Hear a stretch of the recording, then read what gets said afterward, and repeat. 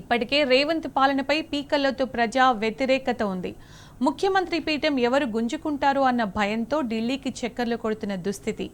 అయినా సరే తాజాగా మీడియా చిట్చాట్లో సీఎం రేవంత్ మేకపోతు గాంభీర్యం ప్రదర్శించారు.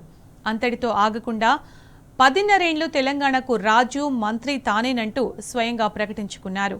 అదేదో రేవంత్ చెప్పుకోవడం కాదు, రాష్ట్ర ప్రజలు చెప్తే బాగుంటుందని జనం సెటైర్లు వేస్తున్నారు.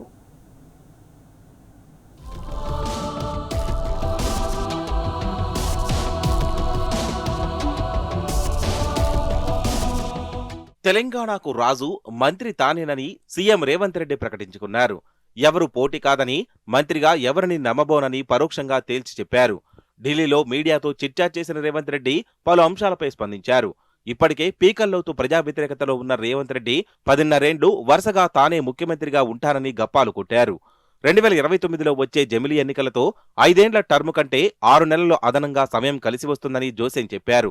ఆలోపే జనగణన, డీలిమిటేషన్, సీట్ల పెంపు పూర్తవుతుందని చెప్పారు. 2027 వరకు జిల్లాల మార్పు ఉండబోదన్నారు. వచ్చే ఏడాది నియోజకవర్గాల పునర్విభజన, మహిళా రిజర్వేషన్ బిల్లు అమలవుతుందని గొప్పగా చెప్పుకున్నారు. సీఎం ఢిల్లీ పర్యటనలపై విమర్శలు వెల్లువెత్తుండటంతో ఈసారి స్టేటస్ రిపోర్టును పార్టీ పెద్దలకు వివరించినట్లు రేవంత్ రెడ్డి తెలిపారు.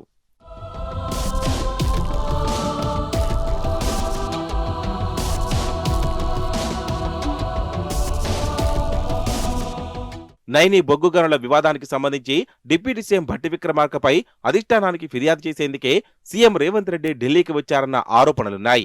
అయితే దీనిపై అసెంబ్లీలోనే మాట్లాడతానని చెప్పారు. సింగరేణి స్కామ్ కు సంబంధించి కేంద్ర గనుల శాఖ మంత్రిగా ఉన్న కిషన్ రెడ్డి వాస్తవాలు చెప్పాలని డిమాండ్ చేశారు. అటు టెండర్ నిబంధనలను సింగరేణి సొంతంగా తయారు చేయలేదని, 2018లోనే కేంద్ర ప్రభుత్వ నిబంధనల్లో మార్పులు చేసిందని చెప్పారు. సైట్ విజిట్ చేసి అక్కడి అధికారితో సర్టిఫికేట్ తీసుకురావాలనే నిబంధన అప్పట్లోనే ఉందని కవరింగ్ చేశారు. కేంద్ర నిబంధనలను అడాప్ట్ చేసుకున్నామే తప్ప ఎలాంటి మార్పులు చేయలేదని సంజాయిషీ ఇచ్చారు. దీన్ని నిరూపిస్తే కిషన్ రెడ్డి క్షమాపణ చెప్తారా అని రేవంత్ రెడ్డి సవాల్ విసిరారు.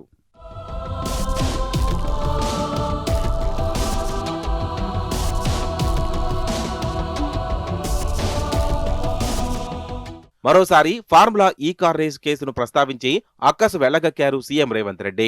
ఈ కేసు దర్యాప్తు కోసం సీబీఐకి లేక ఈడీకి ఆధారాలిచ్చినా ఎందుకు విచారించడం లేదో కేంద్ర మంత్రి కిషన్ రెడ్డి చెప్పాలని డిమాండ్ చేశారు. ఫోన్ ట్యాపింగ్ విచారణ పారదర్శకంగా జరగాలని, త్వరలో ఛార్జ్షీట్ దాఖలు చేయాలని అధికారులను ఆదేశించినట్లు చెప్పారు. ఈ కేసులో తానేమీ జోక్యం చేసుకోవడం లేదని అంటూనే కిషన్ రెడ్డి లేఖ రాస్తే ఫోన్ ట్యాపింగ్, విద్యుత్ కమిషన్ కేసులను కేంద్రానికి అప్పగిస్తామన్నారు రేవంత్ రెడ్డి.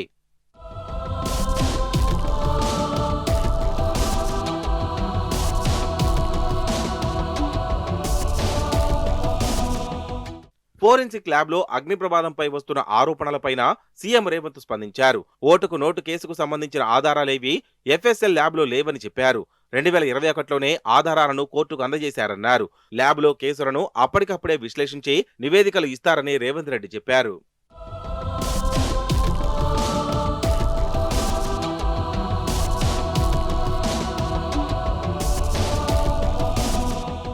కాంగ్రెస్ లో ఉన్న టీడీపీపై చంద్రబాబు పైన ఉన్న భక్తిని సీఎం రేవంత్ రెడ్డి మళ్లీ చాటుకున్నారు.